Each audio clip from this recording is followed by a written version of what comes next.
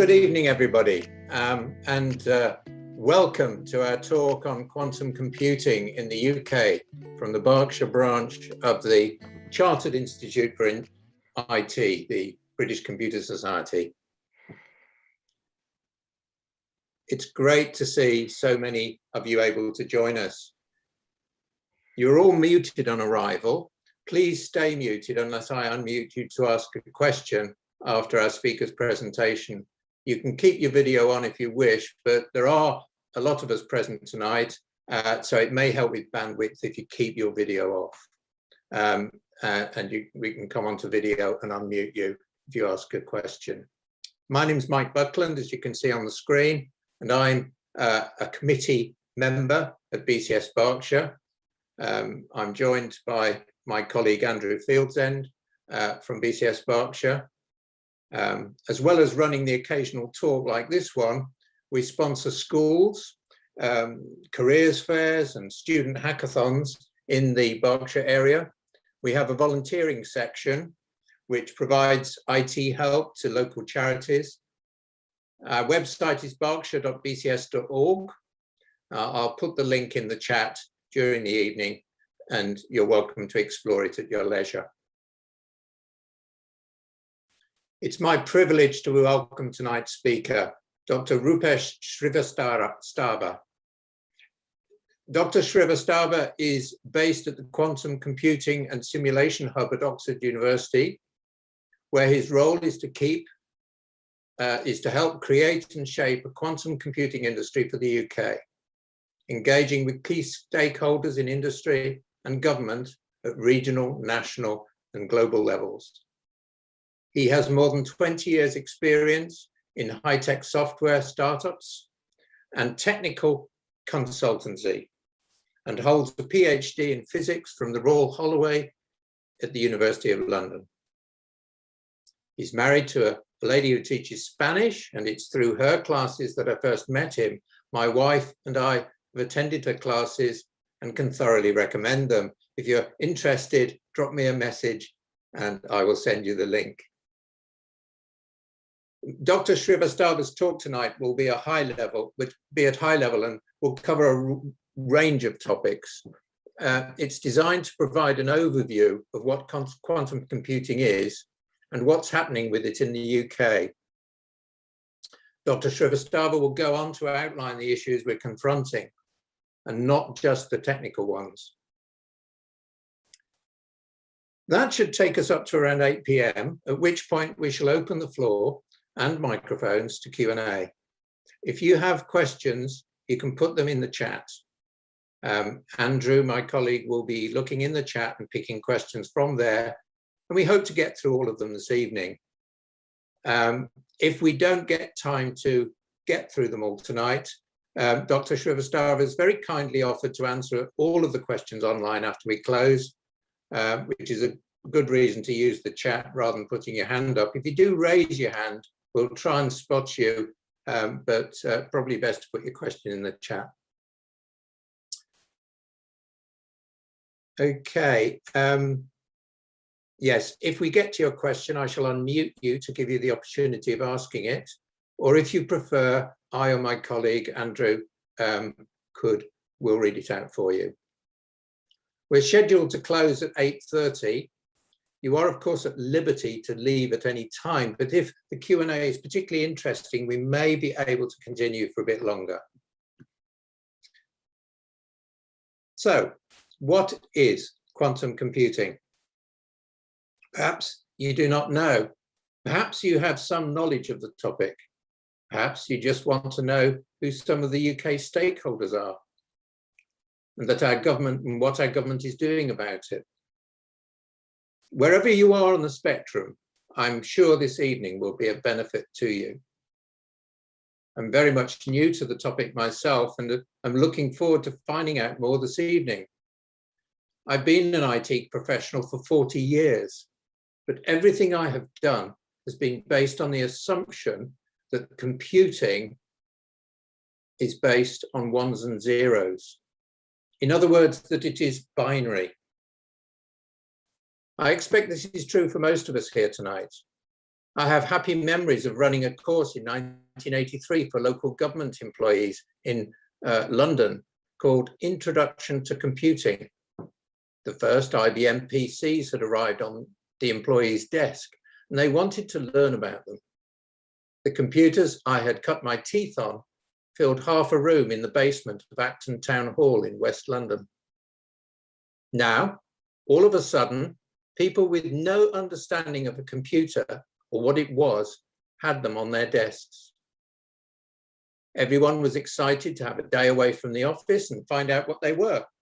I kept the course light-hearted by showing some John Cleese videos about monks in a Benedictine monastery and teaching how to add binary numbers together.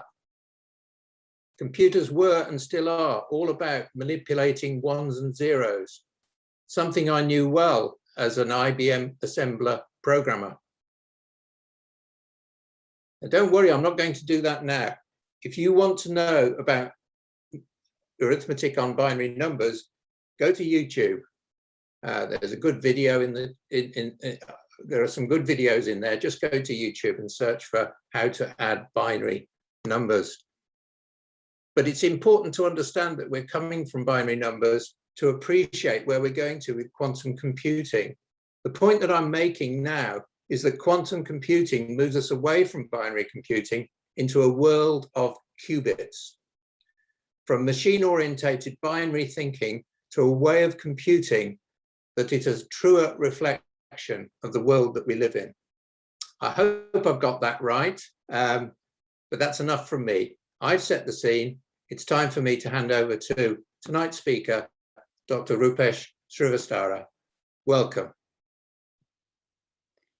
Thank you, Mike, for the kind introduction, and thank you all for joining me today. I'm just going to start sharing my screen, so if you give me a second.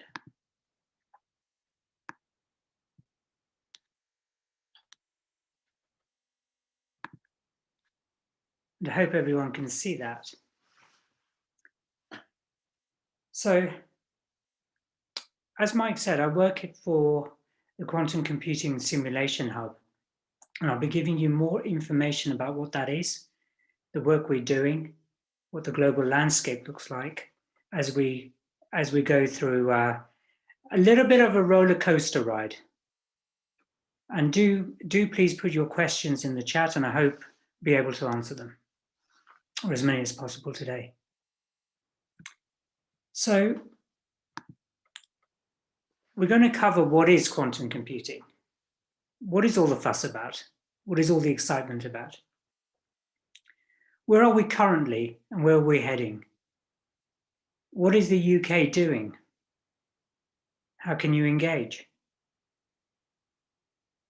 And I want you to think about, as we're progressing through this journey together, when will quantum computing make an impact?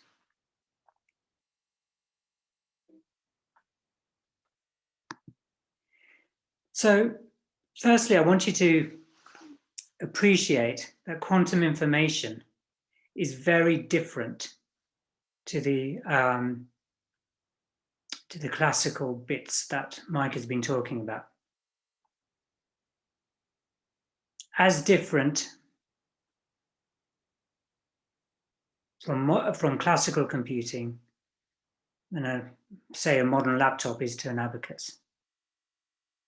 And it requires a different way of understanding and processing information which is closer to nature. What I like to do is to sort of see where we've been in order to understand at least where we're going. So across the top, you can see the progress of science from sort of the 19th century onwards, and computers going along the bottom. Now, you may or may not know that at towards the end of the 19th century, physicists, scientists thought they had the theory of everything, and you just needed a little bit of refinement.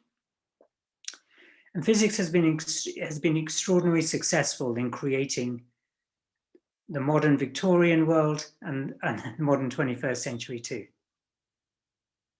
However, there were little gaps of understanding, things that could not be explained, things like the photoelectric effect, black body radiation.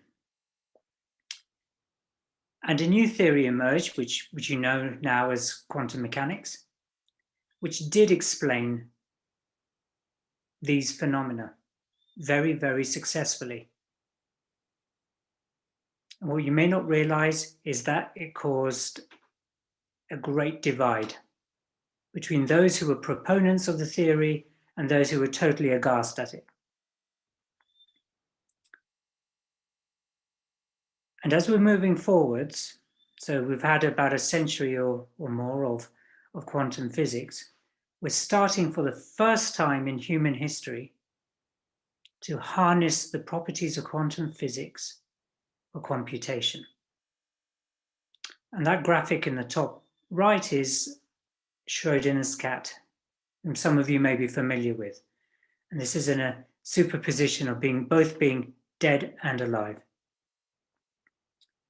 And along the bottom, you can see we've gone from sort of mechanical systems, analog systems, through to, in the 21st century, things that are new.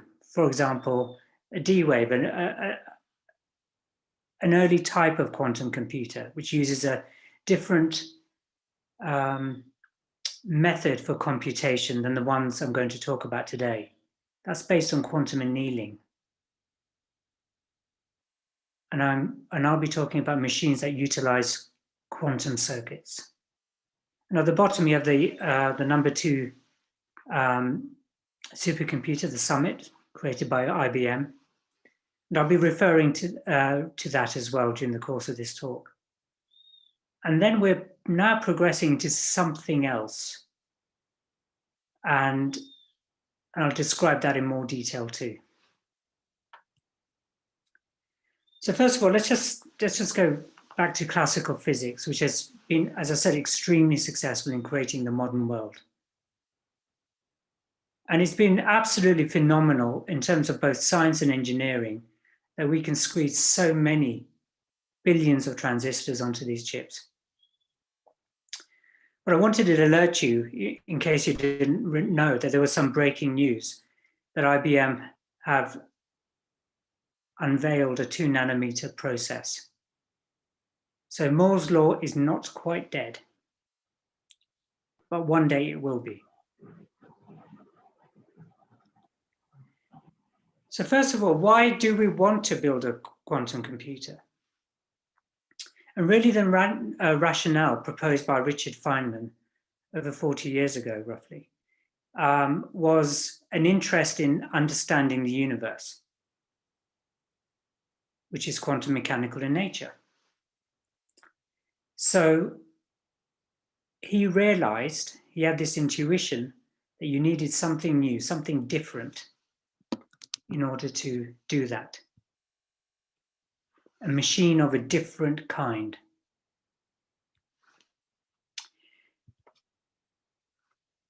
There are other reasons to build a quantum computer. So first of all, the opportunity and a new era of discoveries. We know that Moore's law can't continue forever, despite the greater achievements, even with that IBM announcement. And a key thing that people don't really consider is timing, because now we can, and this is after 40 years, when the idea was first proposed. So I'm just going to dwell on timing for a bit. So when you have an idea, you need some theoretical work, you need some experimental work, and you need engineering. And ideally, you're in the sweet spot, the intersection, and then you can actually build these things. For quantum computing, the theory and the experimentation has just intersected, and engineering is just about there, but accelerating all the time. So timing is key. So Mike referred to qubits, quantum bits. So I just want you to just focus on the diagram on the right-hand side.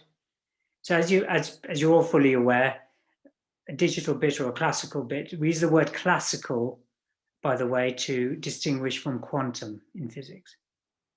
So you can only have a two-state system, a 0 or a 1. And then you have something very strange on the right-hand side. It's called a Bloch sphere, and it looks like a globe. But now qubits can be anywhere on that globe. It can be 0 and 1. That's called superposition. Qubits or quantum bits can be linked together such that their behavior is not unique anymore. They are linked. And this link is mysterious, it's not well understood, but it's called entanglement. So you can have two quantum states, you can have two particles entangled together, and then they're separated. You can separate them. And as far as we know, you can put one at the other end of the universe. And if you measure one, you instantly know what the other one is doing. I mean, the way I describe it is if you tickle one, the other one laughs instantly. And then you have the phenomenon, because as I hope you're aware, in quantum mechanics, there's a theory called wave-particle duality. And so there's a third property called interference to utilize these waves to amplify the right answers and cancel out the wrong ones. And that's what makes computing possible. So here is another motivation which I hope sort of brings it home. If you wanted to simulate or emulate a quantum computer on a classical computer, then there's a simple relation. You need, for n qubits, you need 2 to the power of n classical bits. And so the table just shows you just some numbers. So if you look at 20 qubits, you can do that on your laptop. However, if you want to go to 50, which is just a modest increase, you need a supercomputer, an HPC system. If you wanted 300, well, that's more than the number of atoms in the known universe. So classical systems are really bad at emulating quantum systems, which is why you need quantum computing. So as a physicist, and I'm sure those with a STEM background have done physics and this sort of a type of slit experiment. So if you just had a single slit, and you shine some light through, and it hits a screen at the other end, you're just going to see a bright spot. Now, if you had 2 slits, which way does a photon go? Well, it could go through the one marked 0 or the one marked 1. So what you would expect classically is you'd have 2 bright spots. What actually happens is you get this stripy pattern. And this pattern is explained by the wave nature of light. So you have this interference phenomena.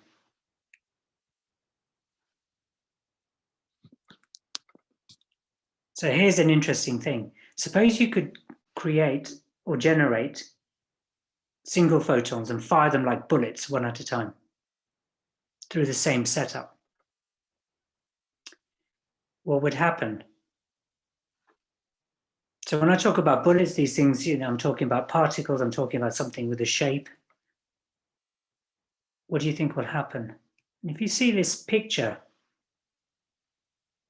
which is divided into 6 squares starting from the top left, first nothing, and then it gradually builds up, and then you can see something extraordinary happen over time. you get that same stripy pattern. So this photon, this single particle,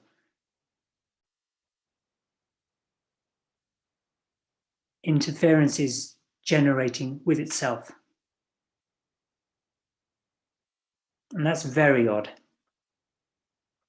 Classical physics cannot explain this.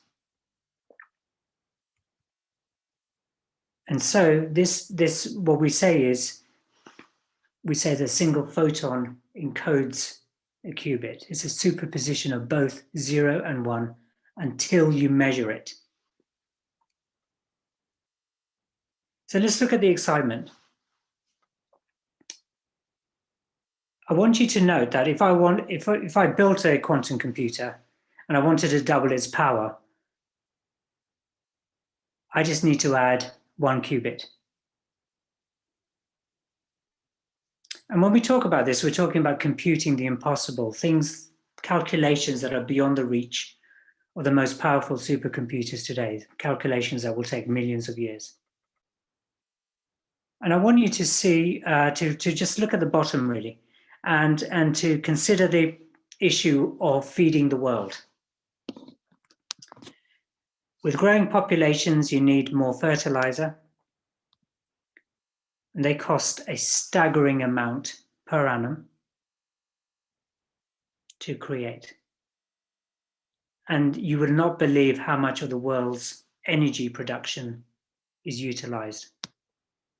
This is something called the Haber process. And the reason for this is that the catalysis at the heart of the Haber process isn't very well understood at all. So imagine if we could understand that even 10% better than we can do now, that would have a phenomenal impact. And if you try to use a supercomputer, well, over 800,000 years. But on a powerful enough quantum computer, you could do it in a day.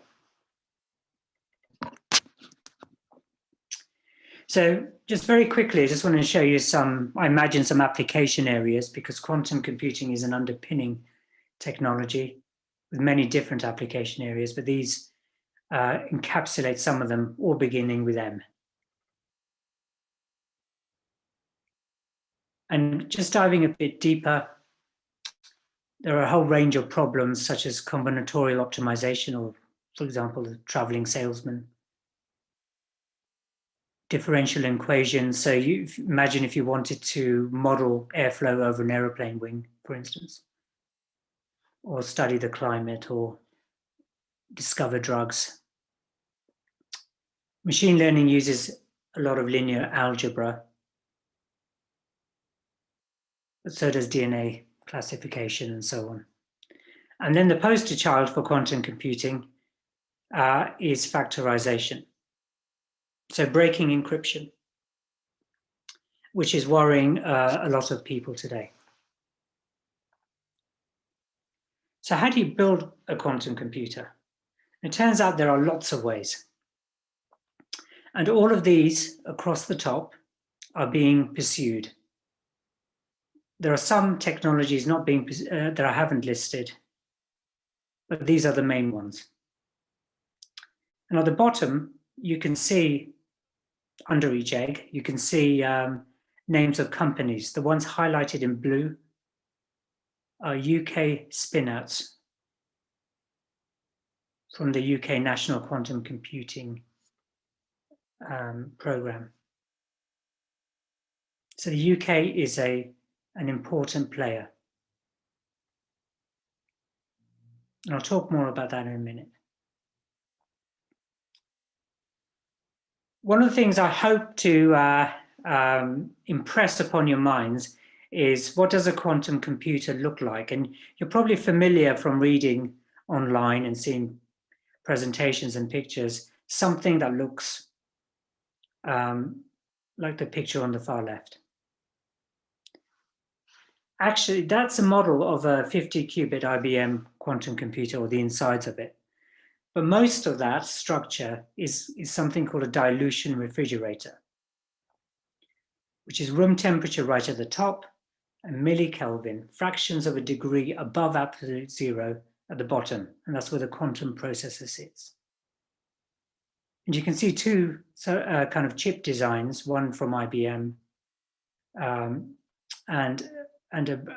a new one from Oxford, and a company spun out called Oxford Quantum Circuits, which is building quantum computers based on a different architecture, but it's still all superconducting technologies.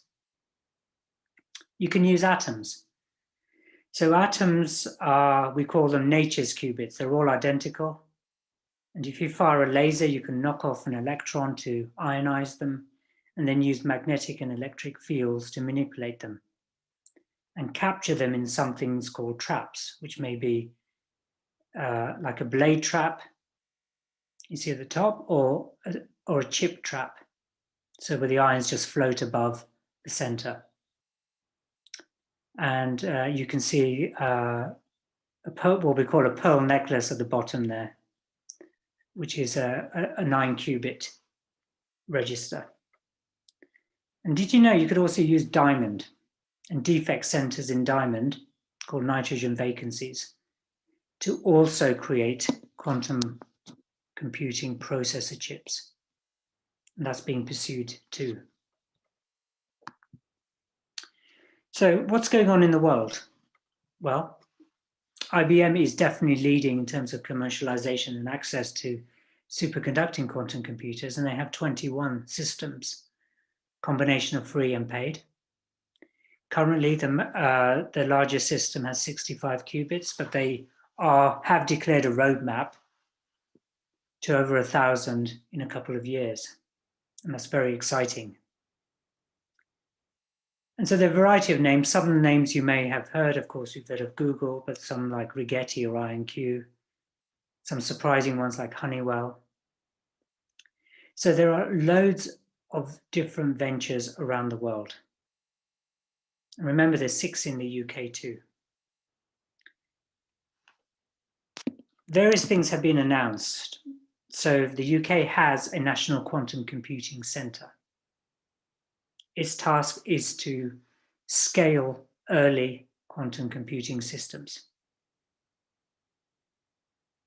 And that is based in Harwell in Oxfordshire. You may not know that Finland has commissioned a quantum computer. And Germany, France, India have also announced various quantum programs.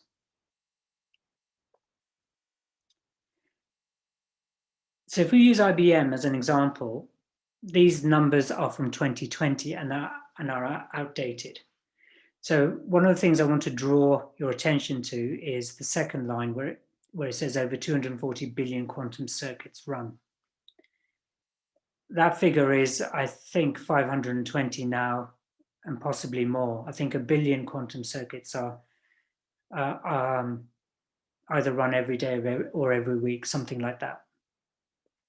So it's scaling rapidly as more and more people around the world are using these systems and trying them out. From complete newbies through to deep research.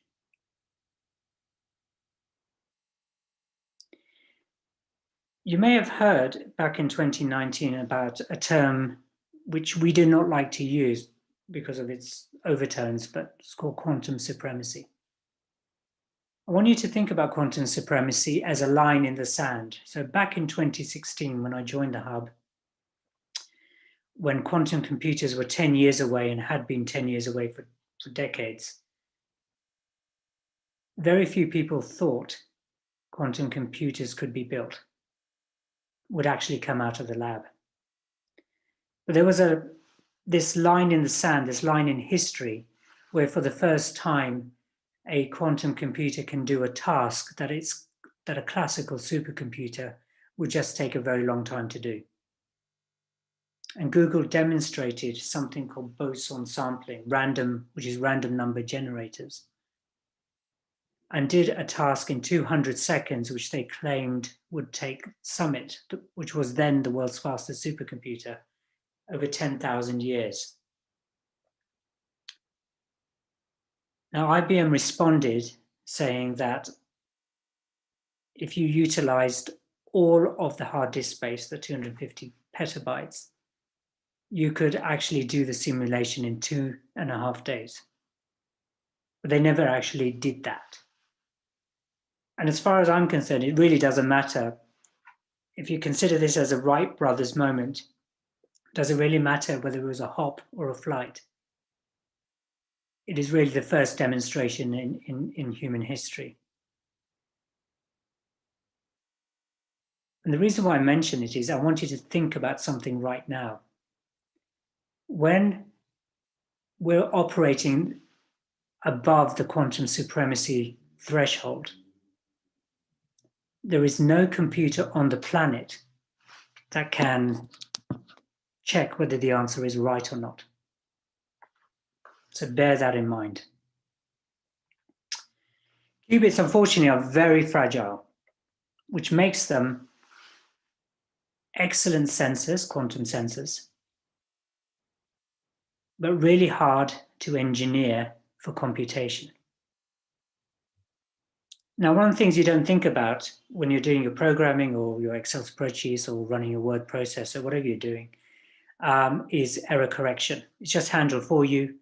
You have billions of transistors on your devices. It doesn't matter.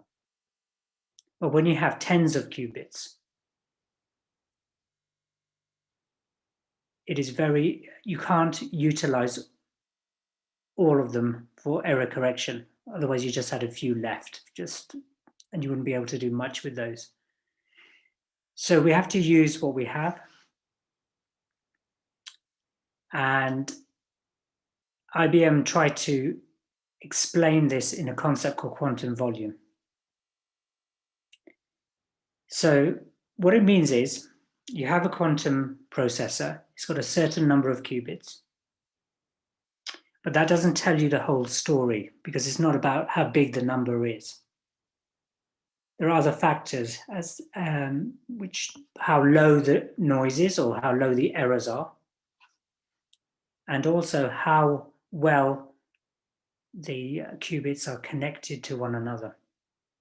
So, for example, if you had a chip where the qubits were arranged in a 2D array, like a chessboard, and you imagine you wanted to pass information from one qubit on the bottom left of the chessboard to the top right, then you have to do lots of swapping operations to go there. And you're hoping that the quantum state doesn't collapse, phenomena called decoherence, while you're trying to run your algorithm. So if you can improve the error rates, you can keep the number of qubits as you have. For example, if you look on the graph here, on the right-hand side, around the 100 mark, if you improve the error rates by a factor of 10 or so, you can see the cubes getting bigger. And if you improve the connectivity, which is using a different architecture rather than a 2D array, if you use different shapes, try different ways of connecting, you can also improve the size of that cube. Now, again, looking on the right-hand side, there are lots and lots of software development tools and environments. It is mind-boggling and staggering. Some of them are open source initiatives, some of them aren't. But really what you're doing is, if you look at the diagram on the right-hand side, is a different way of thinking about these, about programming these qubits. And it's more like a musical scale. You have these lines and you put these operations, like the square with the H is called an Hadamard gate. And you have various quantum logic gates like a CNOT gate connecting various things. And at the end of it, you do a measurement. And then that will give you a probability distribution. And then you repeat that, say 1,000 times or more, 10,000 times to build up the statistics.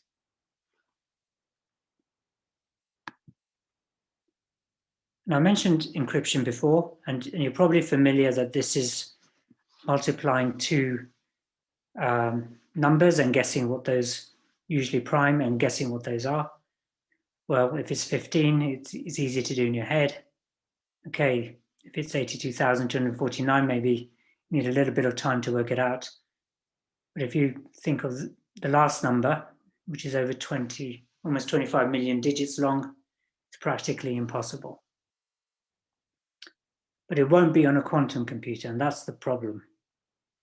So you have to start thinking about security right now. Actually, you should have started a few years ago. And you'll see many headlines, it's my old friend, the quantum apocalypse is back. So when you're thinking about encryption, you're thinking about data that can be stored and decrypted later. It takes a long time to recrypt existing data. And even though there is an emerging field called post-quantum cryptography, which is supposed to be resilient against quantum computers, there aren't any powerful enough to test that. And I would draw your attention to the National Cybersecurity Center statement, and please do look at their white paper. So, we're a long way away from standardizing. But I would follow the NCSC advice. So I mentioned that the UK has a National Quantum Technologies Programme. We're not the only ones, but we were amongst the first back in 2013, 2014. And as you can see, a lot of nations are developing quantum technologies. And we want to ensure that the UK maintains and accelerates its world-leading capabilities.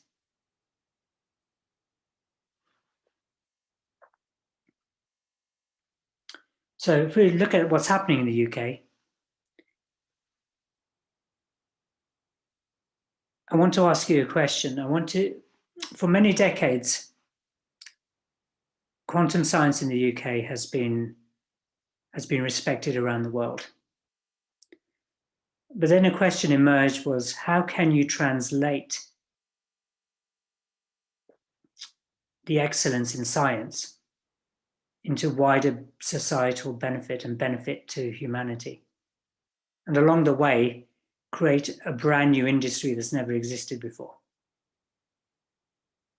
And the answer to that question was the UK National Quantum Technologies Programme, supported by the government. And there are 4 focus areas. So it's a 10-year programme. It's over £1 billion now. And those 4 areas are sensing, imaging, communications, and computing. But while you're developing these things, you have to think about skills and training. You have to think about how innovation is then adopted by industry. As I mentioned before, there's a National Quantum Computing Centre which is tasked to scale and house UK-led homegrown quantum computers. And of course, you need strategic partnerships and collaborations. And the icons at the bottom are all the sponsors of the programme, and without them, without this unique cooperation, there would be no programme. It would still just be in the labs. So we're in the second phase of in the 10-year programme. So what did the first phase look like? I won't go through the whole list because you'll have access to these slides. But look at the pictures. The one in blue in the center is a concept of the networked modular ion trap quantum processors linked by optical fiber to each other. So the whole approach in the first 5 years was to focus on networked quantum information technologies.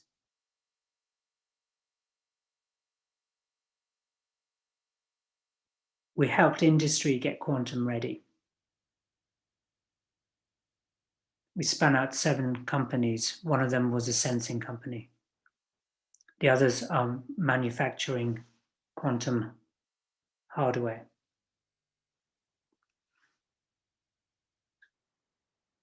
It was promoting skills and training. It was advancing science and key concepts like blind quantum computing, which is submitting a job to a quantum computer that you do not trust, and a way of verifying that the computation or the result you get back is a real computation rather than somebody injecting a response.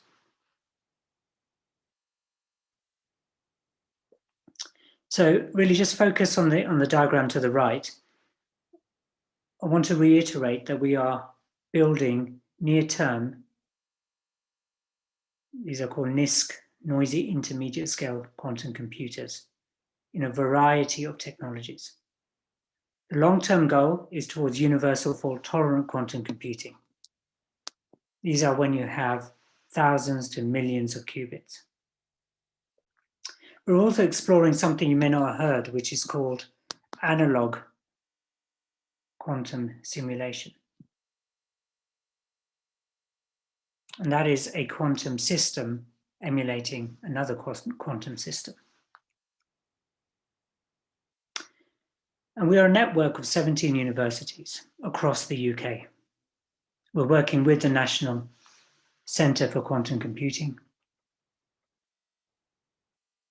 We have, well, it's over 43 investigators now, and they are national and international. So I'm stressing the international collaboration is absolutely key. These are the logos on the left. You can see the universities and our industrial partners on the right. I won't spend too much time on them. But I want you to look at our program of work. So it's divided into 3 parts: the NISQ, the near-term systems, work towards the universal fault tolerant, which is error checking, scaling qubits, and then the simulation. Now at the bottom, you can see the hardware, going from diamond, silicon, ion traps, superconducting, photonics, and cold atoms. So anybody who's anybody in the UK doing quantum computing simulation is in the hub. And then with scaling up all the way through to algorithms and applications.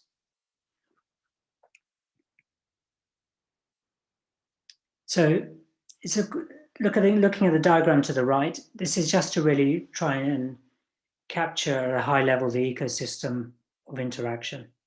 So you have the hub, the QCS hub, you have the National Quantum Computing Centre, you have engagement with the community, with the public, with policymakers, and also with industry, with an effort to grow the quantum economy.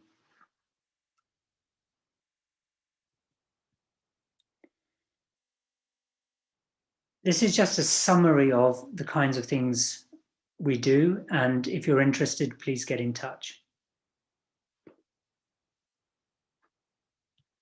I want to really focus now on what I do, and I'm part of a team of 3 people in total who work in user engagement. We have our own mission, which is to develop and nurture the quantum computing ecosystem for UK prosperity. So when I joined the Hub in 2016, I had a vision. So coming from startups, I imagined, what if quantum computers were really powerful? So if we're starting off in the Acorn era, what would the world look like in the Mighty Oak era? So imagine a child studying history, the late 20th, early 21st century, And the child is puzzled because the child asks the teacher, what's cancer? What's Alzheimer's? What's diabetes? What do you mean energy wasn't free or the air wasn't clean? What do you mean there was plastic pollution everywhere?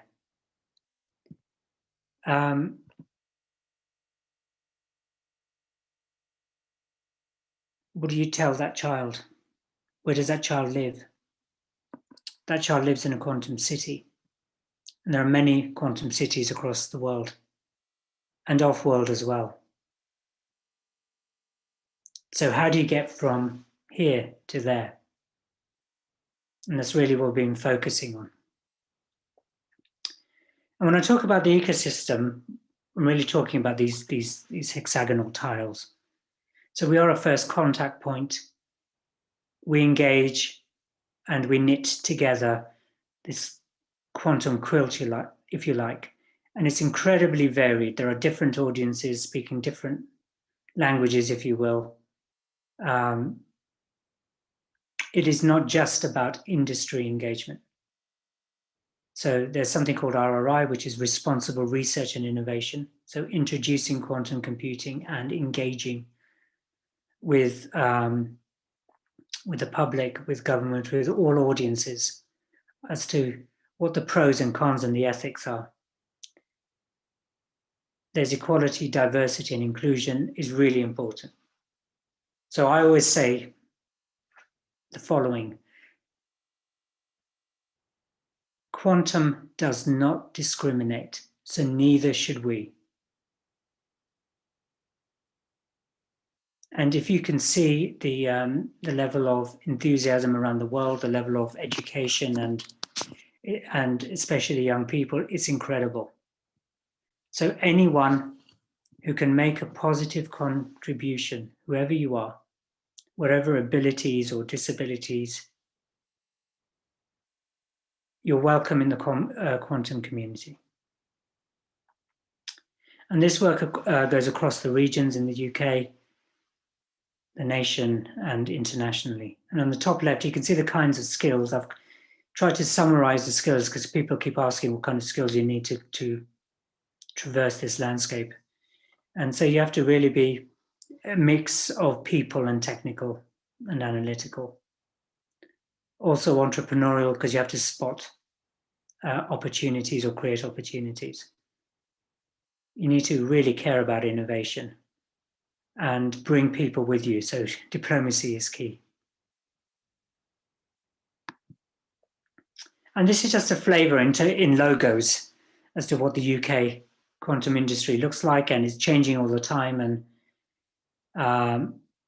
it's not a detailed list. There's a lot of exciting work going on.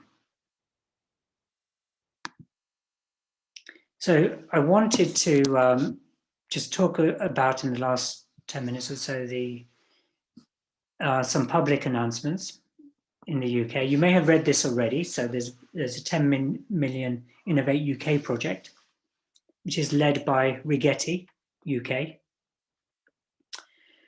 to build a quantum computer in the UK. And as you can see, it's not just Rigetti by themselves. It's Oxford Instruments, the University of Edinburgh, a quantum software startup called Phasecraft, and of course, Standard Chartered Bank you'd have heard of. So if you look at the top right, the image in the top right, that is a brand new dilution refrigerator, a brand new product created by Oxford Instruments. And it's very large. And you can see the supporting rig around it just to hold it. You would still see the same chandelier type picture we saw earlier, but this is now covered in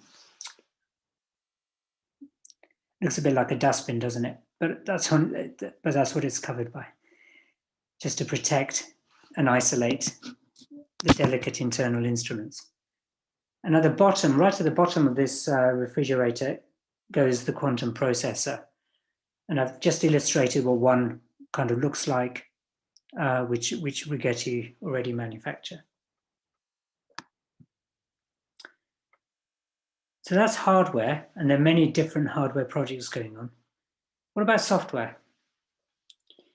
So a Cambridge-based software company called Riverlane is aiming to build a quantum computing operating system called DeltaFlow.os.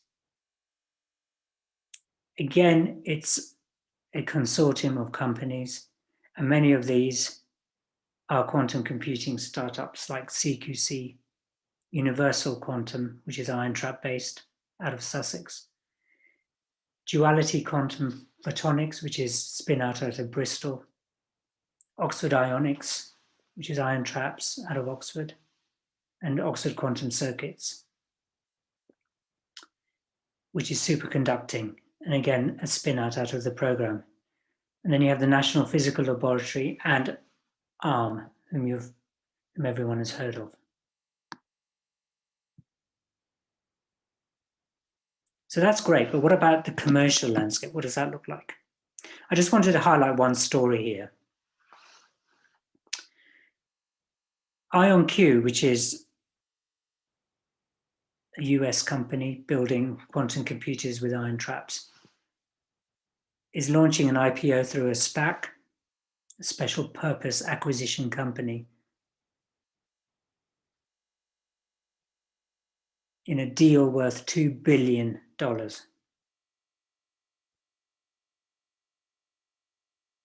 Now, when I saw this, it absolutely blew me away. So, is this a quantum bubble? There's certainly a lot of excitement around quantum companies right now.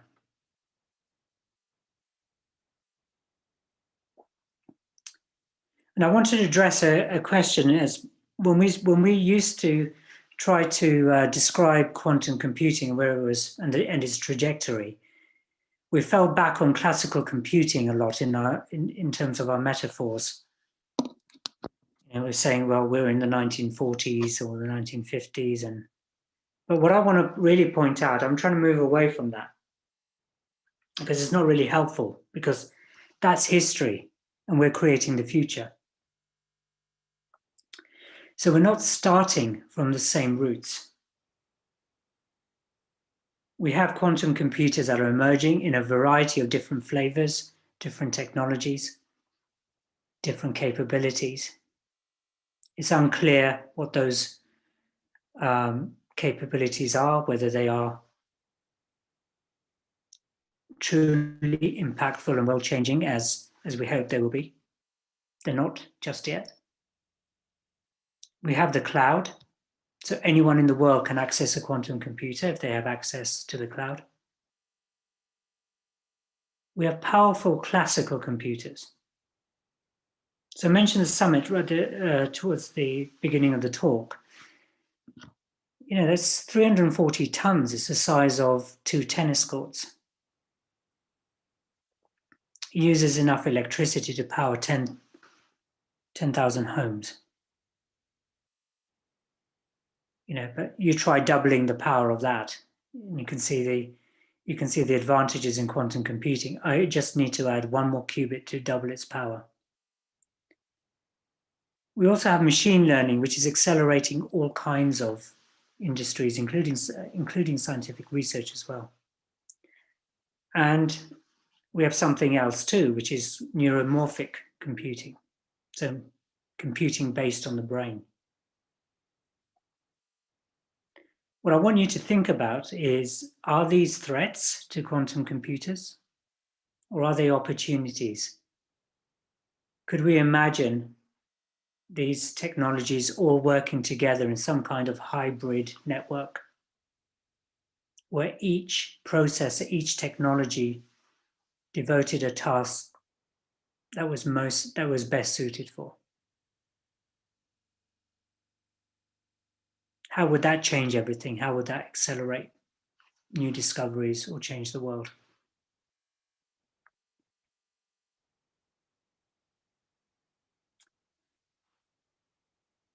Skills and training and education are incredibly important, because we have to think about where the quantum workforce is going to come and how do you support them.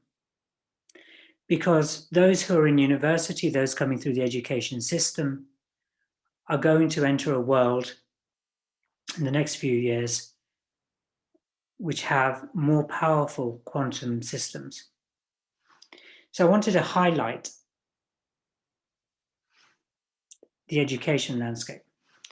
So if you Google qubit by qubit, they aimed, it's a US spin out, I think, from the coding school. They've already taught 10,000 students across 125 countries. And that's middle school and above. So these are students without any formal quantum information or quantum physics backgrounds, or even math backgrounds, to be honest with you. There's another one called Community, which is started by Anisha Mushti. She was 14 at the time. She was frustrated with the lack of resources for high school students, so she decided to teach herself. And along the way, she created an algorithm to detect Parkinson's in speech data, which also utilized machine learning. That algorithm was 1.9 times faster than a classical equivalent. And that's just simply mind-blowing and phenomenal. And you can find many courses online.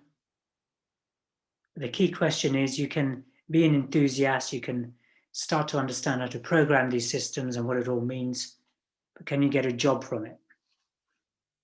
Is there a qualification that the industry recognizes? The answer is no. Not yet. And anyone who's really serious right now in terms of developing quantum algorithms, creating new intellectual property, new innovations, right now you do need a PhD, but that will change in the next few years.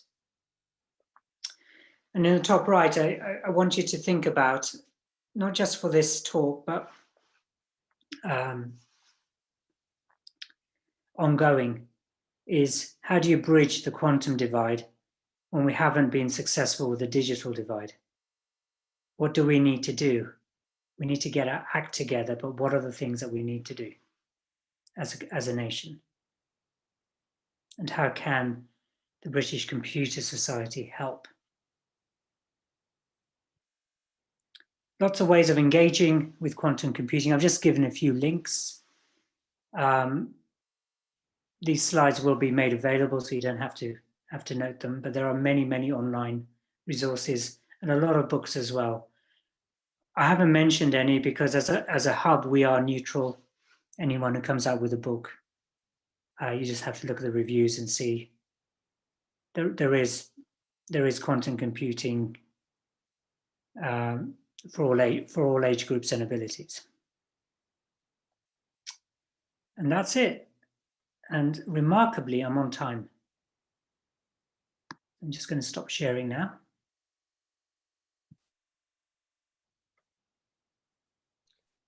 Rupesh, thank you very much. There's an awful lot for us to take in there.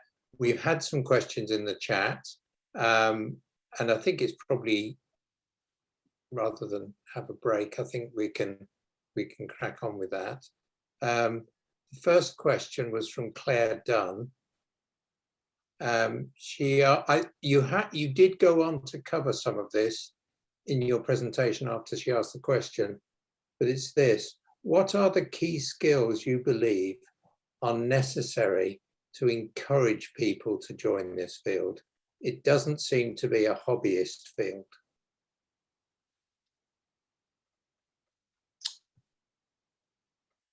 The key skill, I would say curiosity. Just to understand how these new systems work. There are plenty, fortunately, I mean, this wasn't the case back in 2016, but fortunately, there are many online resources. I think when you're engaging with young people, they have a phenomenal amount of energy, of curiosity, of motivation.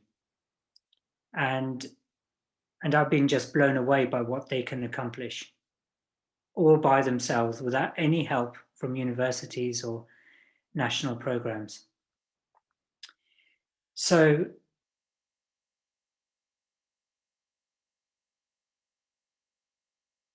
what we're lacking really right now are inspirational role models. So people that other people can relate to. Because if you can teach quantum computing to middle school level student, you can teach anyone. So you don't need the math, you don't need the physics, you don't need the deep physics. But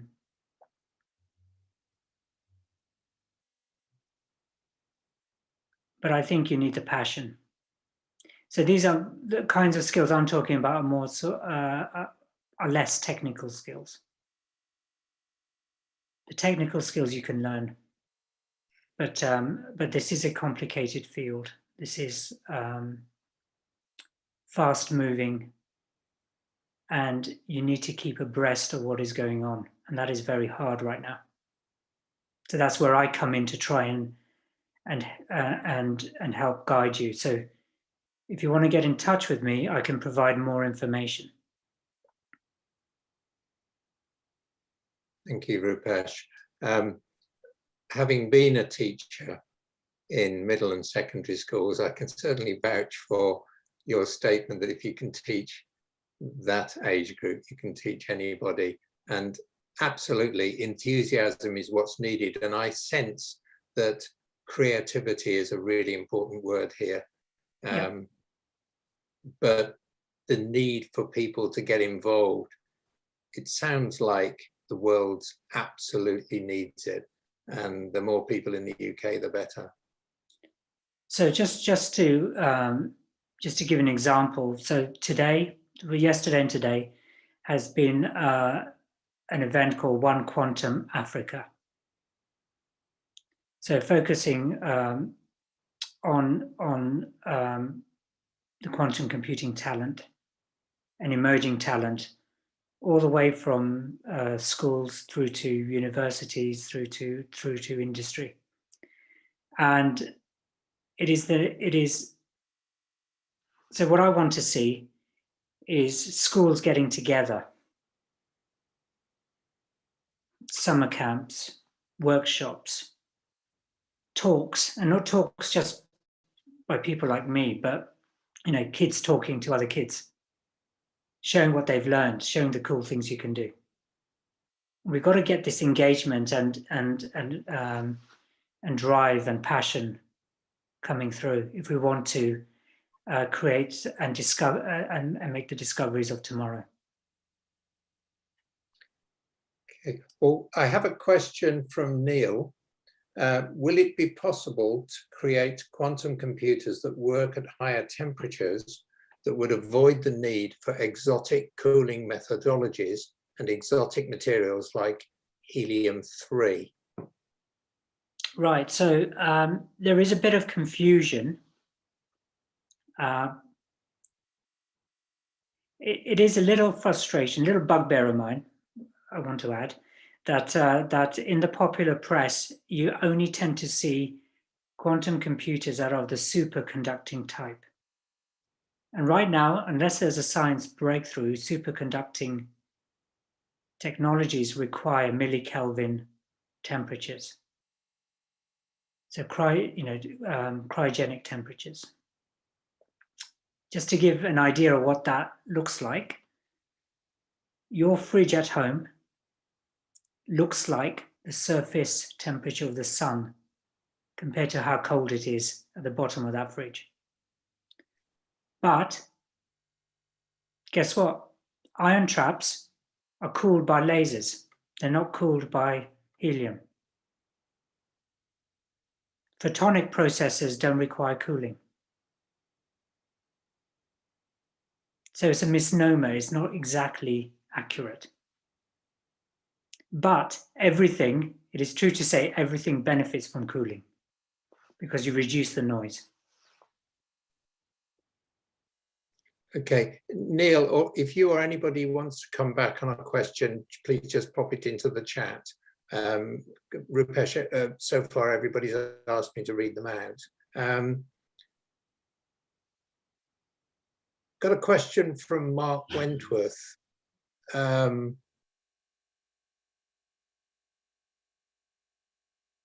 rather like this one. He says it's maybe a slightly facetious question. I think it's a brilliant question. Does what you're saying mean that we will at last, in the next decade, be able to get accurate weather forecasts? A facetious answer is not with the British weather. That will always be unpredictable. But no, you're right. I think with better climate models, you'll get better accuracy. But think about it this way: it's harnessing nature to understand nature, and climate changes and weather forecasts are a big part of that. Quite a few people have asked for the slides, Rupesh. I think people will appreciate that and be able to digest the information from those as well. Yeah, I appreciate it's a lot of information.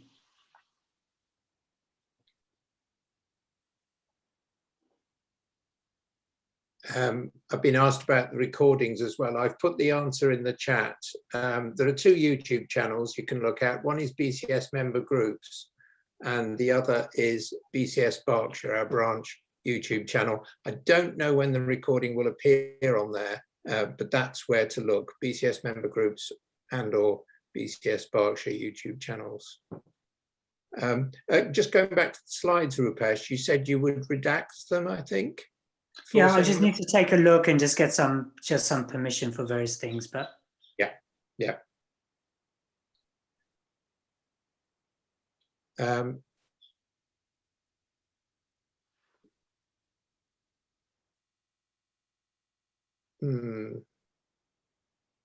Message from, it's a comment really from Peter. I've asked him if he'd like to elaborate on this, and the answer was no, really, but here's what he says. He says, plutonic quantum computers can operate at room temperature. Would you be able to elaborate on that? Yeah, so this was under the topic of cooling, and photonic systems don't require cooling, but, and this is where it gets a bit tricky, in order to detect photons, those do require, the detectors require cooling. Okay, so while the processors themselves can operate at room temperature, you still need some cooling somewhere.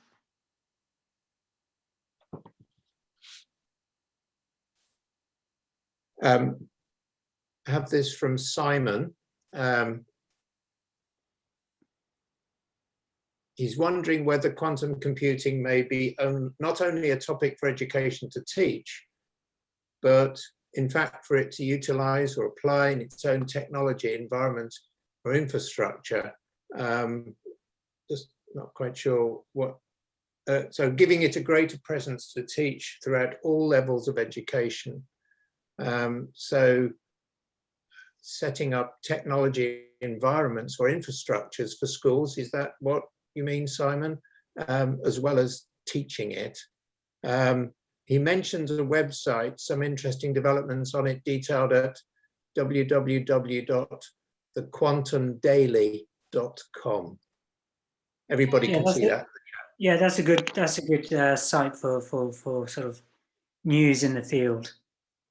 But I want to go even deeper. I want to teach 5-year-olds quantum, and I want there to be resources. So hasn't happened yet, but I'm still working on it, which is to put resources up in space on satellites, and for school kids, for researchers to be able to perform experiments, quantum experiments, and interact over the internet So quantum teleportation, entanglement, see what superposition looks like, and it'd be so cool to do it from space.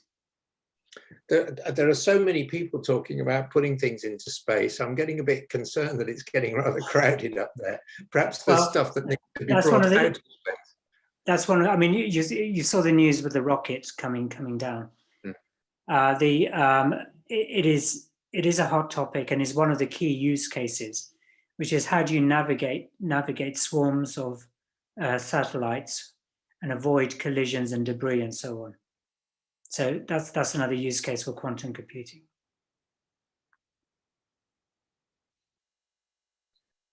Atticus asks, what advice would you give to someone who is younger and interested in this field? I think you touched on it already. Yeah, I would recommend at this stage to sign up to IBM Quantum, to the IBM Quantum experience, where you can get free access to quantum computers, and you can start to program, start to look at the documentation, look at videos on YouTube, get involved. Age is not important. It's more about your enthusiasm and capacity. Okay, so I'm just sending a message to you, Atticus, there to sign up to the IBM Quantum Experience, was it? Yeah. Believe it or not, there is there are various startups in quantum who are dedicated to teaching and training. There is even a company called Scarborough Quantum Computing, and the spectacular name of Macaulay Coggins, who is a young chap in his early 20s, who programmed a D-Wave when he was 14 or something like that, and gives tutorials on how to do these things. Right. Okay. So there's amazing people around who are just who are giving up their time and knowledge quite freely, and that's what's great about this. You get some hackers that are younger than that, don't you? We yes, hacking in the good sense of the word, I mean. My colleague Andrew at BCS Berkshire, just talking about weather forecasts, just makes the comment that, I mean, we have actually been at the European mid-range weather forecasting for an event a few years ago at BCS Berkshire. We learned that we heard the speaker say that it's not possible to get a weather forecast for more than 5 to 7 days ahead because of the system being chaotic. So it sounds like there is something for it sounds to me like quantum computing has no bounds as to the applications it has. Weather forecasting is just one that we think of very readily, and the security aspects that you've alluded to are worrying me at the moment, I've got to say. We're struggling to keep ahead on security in some areas without quantum computers being developed. I've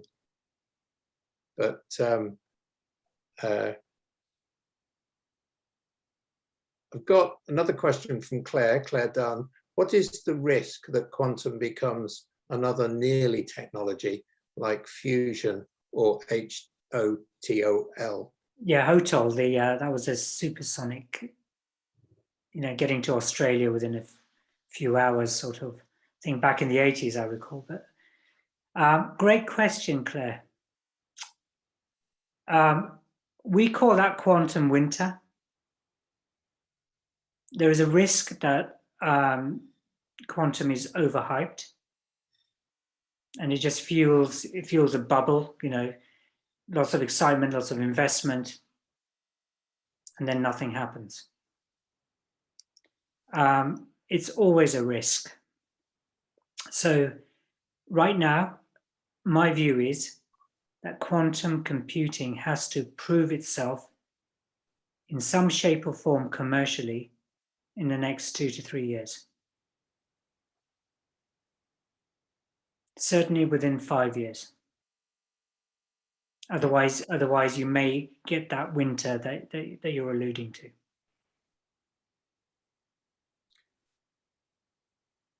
Got a question, another question from Peter. When will a quantum? Thank you for that question, Claire. That was a very good one. Thank you. Do keep asking questions. Another question from Peter. When will a quantum computer at the NQCC be available to log into? That is also a great question. I don't know is the answer, but they have a technology roadmap. They've just started. They're building a new building to house it, at Harwell Science Campus in Oxfordshire. So I think that will take about a year or two maybe just to get up to full strength. In the meantime, they're talking to suppliers, they're talking to researchers, they're talking to companies, and they have detailed plans of how they're going to, which technologies they're going to choose and how they're going to scale those. So it is, bear in mind, it's very ambitious. But it's a kind of ambition I like, and it's the kind of ambition that the UK needs to do more of, really. The next question is from Harshitha, who has asked me to unmute her. She has she got interested in quantum computing when studying papers for her cybersecurity paper. So I'm going to look for Harshitha now and unmute her so that she can ask you her question directly. Okay, I've just put the National Quantum Computing Centre website in the chat, so everyone can see what they're doing. Okay, thank you. Harshitha, have you unmuted yourself already? Thank you, Mike. Hi, Rupesh. So I've been interested in quantum computing. So post that, after reading, about it on the internet, I enrolled for a physics course because I thought it's good to have a background in that. And I come from a computer science background, and I was doing my research work in cybersecurity. And I read about quantum cybersecurity, and post that, I really wanted to take this as my career. I want to do a research in this. But I'm not sure as to what is the subject I would choose, because while going through the college courses that they're providing, first of all, the colleges that are providing a master's in quantum computing are less. And then there are a lot of other subjects like quantum photonics, etc., of which I have limited knowledge. So how do I basically choose my master's subject, and what are the research areas that I can get into? Right. That's a good question. This sort of highlights the kind of problem. Just as an aside, one of the things about the National Quantum Technologies Programme is, aside from those 4 focus areas I've mentioned, skills, there are skills hubs. So there are centres of doctoral training that specialise in quantum engineering, for instance.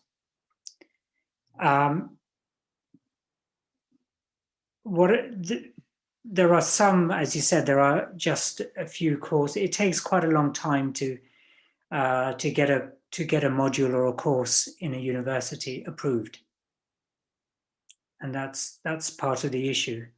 But my advice would be to see a course that you like the look of and contact the academics directly and have a conversation. Right. And see if you're engaged and enthused. Mm-hmm. Right. Thank you. Unmute myself. Thank you, Harshitha. There are quite a lot of thank yous coming in now. I don't have any more questions, if you have asked a question and I haven't asked it, then please do put it in. Oh, another one's come in, Rupesh, from Matthew Nuckley. Do you have a, Matthew, I hope you just put it in the chat whether you'd like me to unmute you. I'll happily read it out otherwise. Rupesh, do you have a sense of the capabilities of a quantum computer that could challenge current good encryption methods? For example, 2048-bit RSA. Matthew expects it would need to be a UFT computer with tens of thousands of qubits, or an NISQ NISQ machine with millions of qubits. Well, you have a good, Matthew, it's a great question. You have a great intuition as well. How long is a piece of string type question, really? The reason being is that quantum processors are improving all the time, but nowhere near the scale of capability required to break that level of encryption. And these have generated for years what I call my old pal, the quantum apocalypse headline.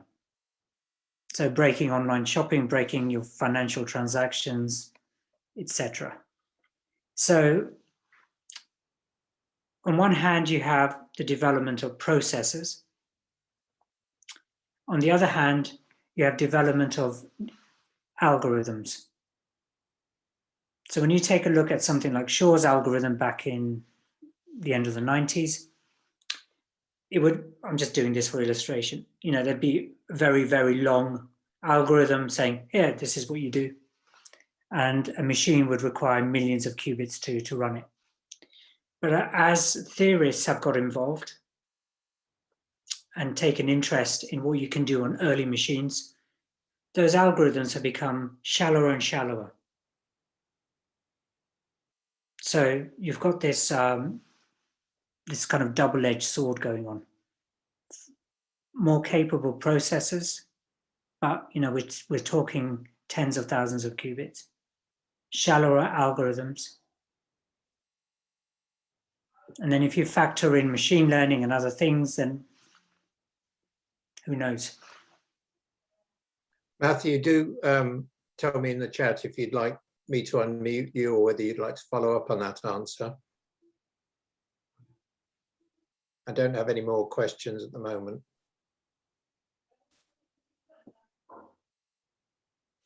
Just thinking about going into outer space, Rupesh. Would it is the fact that there are so many objects up in outer space already, and there are people are, you know, there's going to be an explosion of this, in explosion of the numbers in the next few years. Does that in any way jeopardize the development of quantum computing? I'm thinking about when you were talking about, you know, the polarities of the 0 and the 1 being opposite ends of the universe, at least theoretically, possibly. I don't know if okay, so there's a Chinese satellite called Messias, which has demonstrated entanglement from 1,200 kilometers above the Earth's surface. So we know that entanglement, or the laws of physics, hold true for that. We know they hold true because we've been putting objects onto, well, we've been polluting other worlds in the name of science for many years. And of course, nobody's been to the other end of the universe, so nobody knows, right? But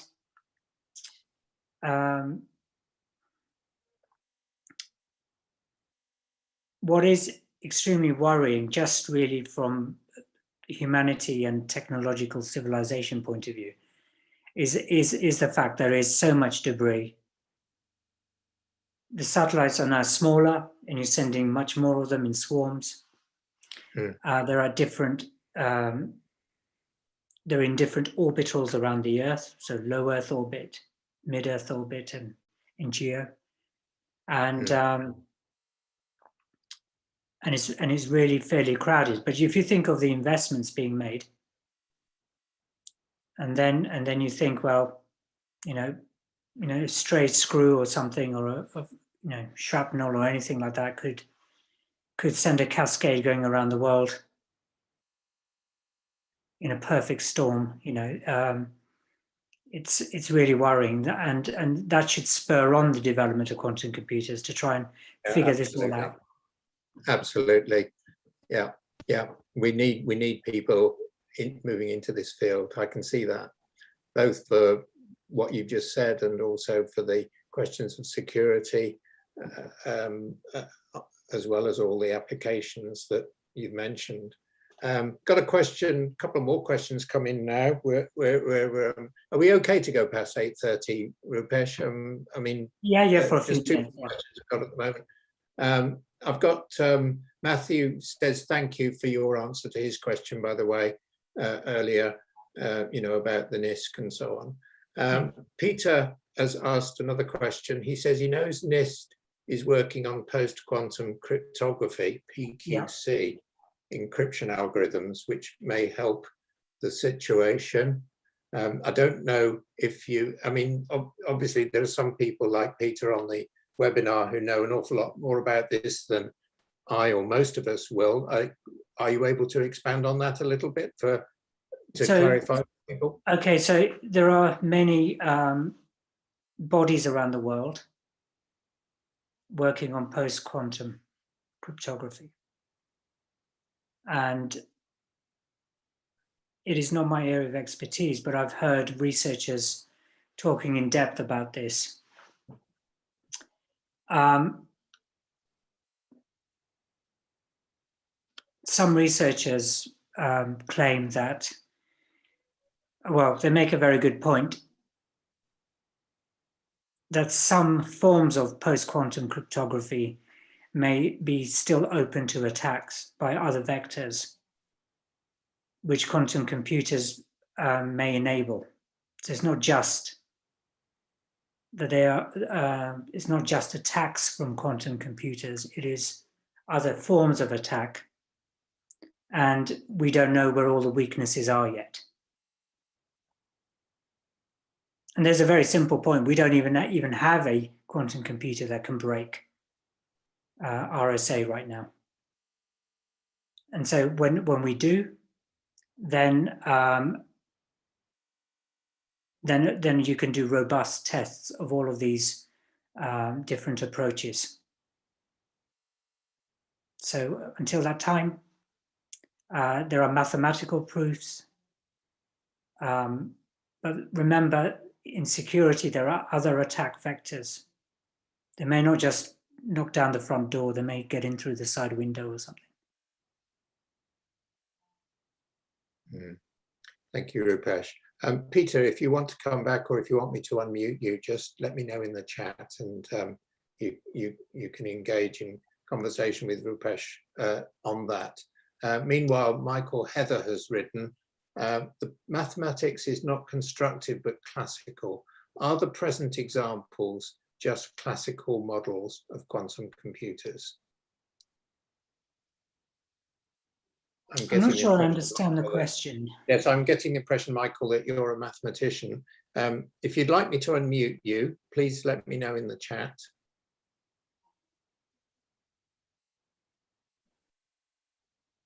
Yes, it's unmuted, is that right? Yeah, we can hear you, Michael. Thank you. Hello, Michael. Hello. You may actually have answered this question already by saying that we don't understand the entanglement, because that's really the point is.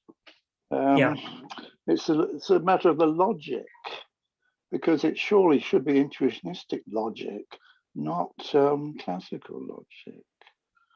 Because otherwise you can't implement. I mean, it's not constructible other than classically. And if you I understand. No, I understand. So, in the fundamental basis of quantum computing, and I wish to go more fundamental than that in a second, as a physicist, but you have this idea of a quantum state.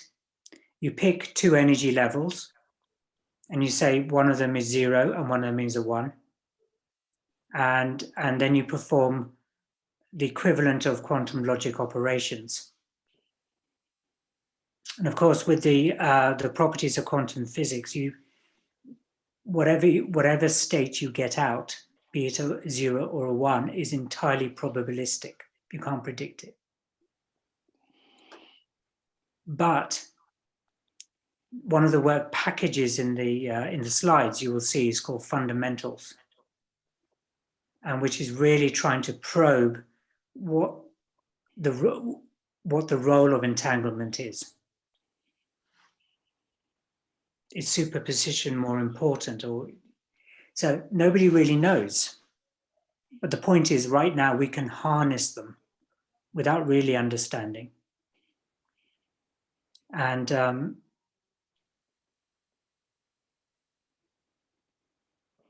Michael, we need more people like you to ask questions and bring this out into more of a public debate rather than in a private research debate. Yes, that's just what I was thinking. Well, thank you for that. I mean, but surely that is the point, really. The physics you describe as produced by the 100 years ago were classical models, and therefore not implementable. This is why we need a quantum theory. They're not quantum theory, that's quantum mechanics. We need a quantum theory. Yeah, so when we're talking about quantum computing, you're right. We're talking about the marriage of quantum mechanics and quantum information science. Yes. Yes, but it's this classical quantum divide. I can expect that at very low temperatures, near absolute zero, where you've got superconductivity and superfluids, etc., that a classical would operate there, because that's a very strange, but that's not room temperature quantum computing, I would think. No, that's right. But that's because the low temperatures are required for superconducting to occur. And the superconducting circuits themselves behave like artificial atoms. Yes, that's right. Okay, so that's how they work. Yes, that's okay. I mean, that's what I would expect. I would expect the quantum computers to be at that level. Does that just mean then that we need one big world quantum computer working at absolute zero, close to absolute zero, and that would do all that we need? Because I don't think we can do it so far at room temperatures. I mean, I want one, a quantum laptop from on my desk. When's that coming? Well, Michael, funny enough, I heard exactly these things back in 2016. Exactly the same things. You only need to build one because they'll be so powerful. Why would you want others? But the reality is, because we don't know, there isn't the equivalent of the transistor. There isn't just one technology. And so all of these firms have sprung up saying we can build quantum computers using X, Y, and Z. Some of them require cooling, some of them don't. Some of them that are cooled, like the ions, as I said in my talk, are cooled by lasers. And they're cooled to near absolute zero just by shining lasers at them. Yes, well, that's a similar region. I quite accept and expect it would work in that region, the same way as there's no friction and so on. But that's not room temperature. Whereas quantum processes is everywhere. I mean, everything's quantum process. Now, this is the brain. This is the point. Why is it we can't harm? Why can't we therefore implement a room temperature quantum computer? Humanity hasn't figured it out. Look, I pointed out back in 2016, Michael, that, I said, see that tree over there? See that guy digging with a pneumatic drill next to the tree? And this was in Oxford. My colleague said yes. And I said, look, that tree doesn't fall apart because that guy's digging and generating all that noise. Its operations continue. So we are not at the end of any journey. We've just started. And what I want to welcome, and I hope and dream and pray for, is a brand new area of discoveries. Well, thank you. But it's really, I think there's a fundamental defect in fundamental understanding of the quantum process, which is needed. I'm hoping, Michael, really, it's that just entanglement. It's just a stepping stone to something else. That's Well, what maybe, but yes, but that's futurology, isn't it, really? We're creating a future, Michael. I can't predict what's going to happen, but we can speculate. Well, we can see what's wrong now, though. And there doesn't seem to be any work being done on entanglement. I know there's tons. There's tons of work, yeah. The thing is, there's a lot of theoretical work being put in place, but remember, in order to test these ideas, it can take decades before the equipment is ready, to even capable of addressing these things. But so far as I see, all the current work uses classical mathematics. And that is not constructive. It's not got the right logic. It needs intuitive logic, not classical logic. Michael, can I suggest that you and Rupesh engage in dialogue together? And I don't know, but because it sounds like you have some, ideas that would be helpful. Yes, well, thank you. I mean, thank you for giving me the time to put the point. Thank you. Well, thank you for your contribution, Michael, that it's fleshed out the debate a little bit more. I've got a question from Ashok Sinhai. Apologies, Ashok, if I've not pronounced your name correctly. Ashok Sinhal. What straightforward question, Rupesh, he would like to know what computer programming languages are being used for research and for learners. Oh, that's really easy. So Python seems to be very popular. So if you download an open source package like Qiskit, for example, qiskit.org, so available in lots of languages, C, C++. Microsoft have Q# as well. So there's lots. But Python is Python is certainly comes near the top of the list. It seems to be very popular. Yeah. Ashok, thank you for that question. Important question. Peter, who's asked a few questions, Rupesh, has put a message in the chat saying that, for Michael, saying that his organisation is working on the theory too. So there looks to be some synergy there. I've got another question from Claire Dunn. Is there a similar dilemma with artificial intelligence? Because you cannot model quantum solutions, you cannot trust them from a repeatability of behavior standpoint. So it's a very interesting question.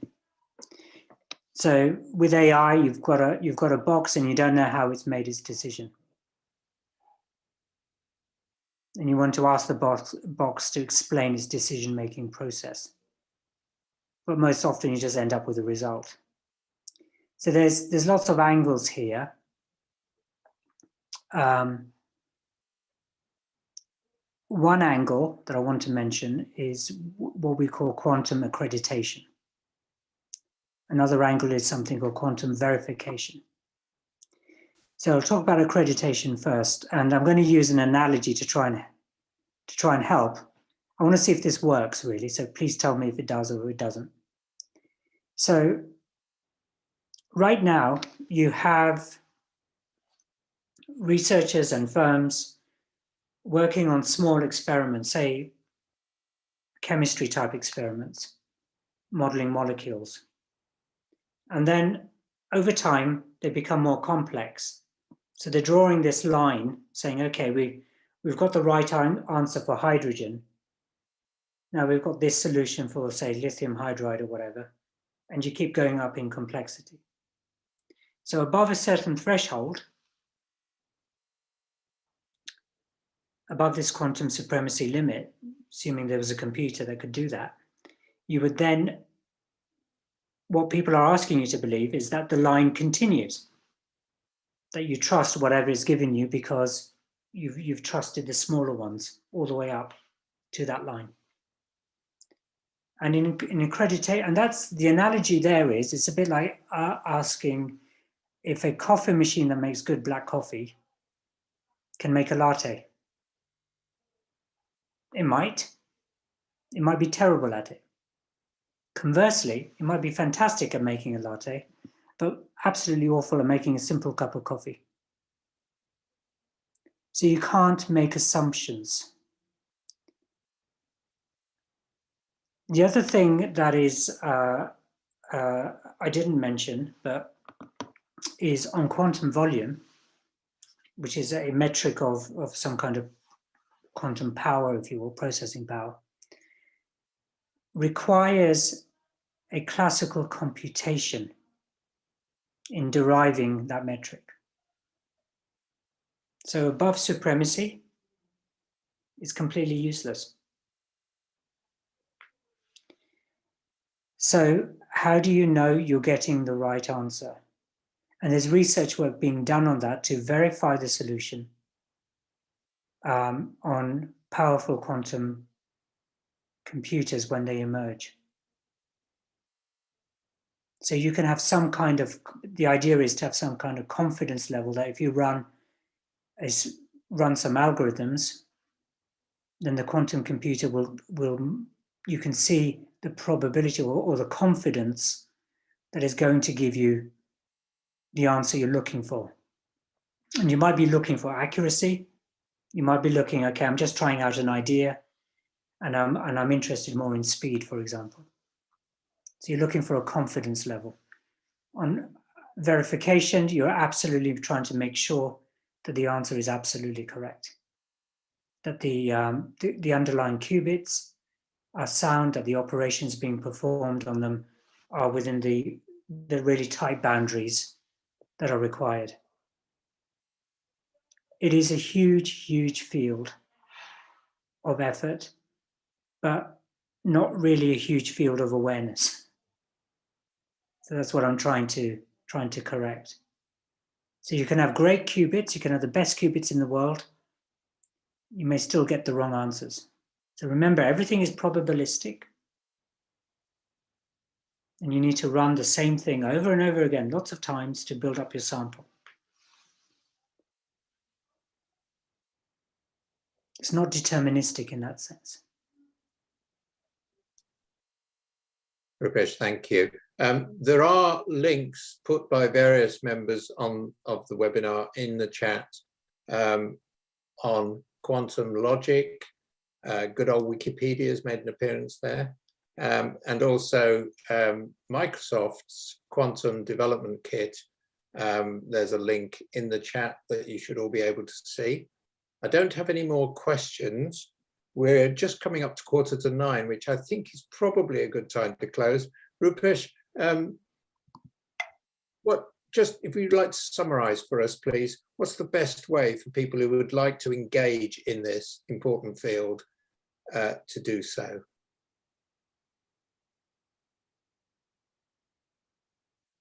Sorry to put you on the spot. No, there's a number of things. So first of all, you have a community here. And members of the community, first of all, should get together and start sharing, start practicing, start trying to just, the basics of installing the software, which doesn't require any quantum skills. It's just the usual software engineering task. and start to run simple programs. Those of you who are more who want to know about the underlying theory or are stronger on the mathematics, you can all support each other. It isn't about individuals learning by themselves. If you can utilize the power of groups, you can go so much faster. And I put in a link to something called Quest, Quantum Exact Simulation Toolkit, which has been developed by one of the research groups in Oxford. And it's a really, really fast emulator. So there's lots of different things. It's if you get together, you can start educating and helping each other and creating programming groups and trying out different things. And I would really encourage you to do that. Yes, and Rupesh has put the link quest.qtechtheory.org in the chat. We are saving the chat, but obviously just take the links that you want. That's probably the easiest way to make sure you have them. But we are saving the chat just in case you miss anything. Lots of people, Rupesh, saying thank you, excellent presentation, very informative, very enjoyable. I'm going to ask everybody to unmute themselves. I think I can work out how to do that. And if we could perhaps give you a round of applause.